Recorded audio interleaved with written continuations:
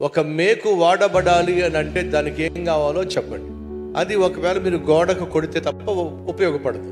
మంచం తయారు చేయాలనుకోండి, మేకులు కావాలి. ఆ మేకు ఉపయోగపడాలంటే దానికి ఏం కావాలో చెప్పండి. సుత్తి కావాలి. ఆ సుత్తి ఏం చేస్తుంది? మేకుని బాగుతుంది. అనగా ఒక మేకు వాడబడాలి అని అంటే అది దెబ్బలు తినాలి.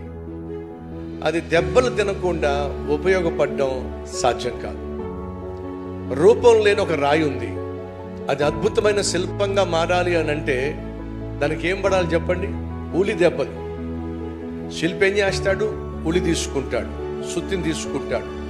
ఆకారం లేని వికారంగా ఉన్నటువంటి ఒక రాయి అద్భుతమైన శిల్పంగా మారాలంటే ఉలి తీసుకుంటాడు, సుత్తి తీసుకుంటాడు, కొడతా ఉంటాడు.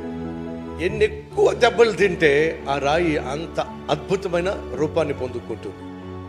గార్డెన్ ఉంది, ఆ గార్డెను అందంగా ఉండాలంటే దానికి ఏం కావాలి?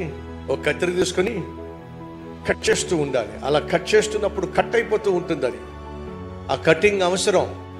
అందమైన గార్డెన్ కావాలంటే కటింగ్ కావాలి. అందమైన శిల్పం కావాలి అని అంటే దానికి దెబ్బలు పడాలి. ఒక మేకు ఉపయోగపడాలంటే ఖచ్చితంగా దానికి దెబ్బలు పడాలి.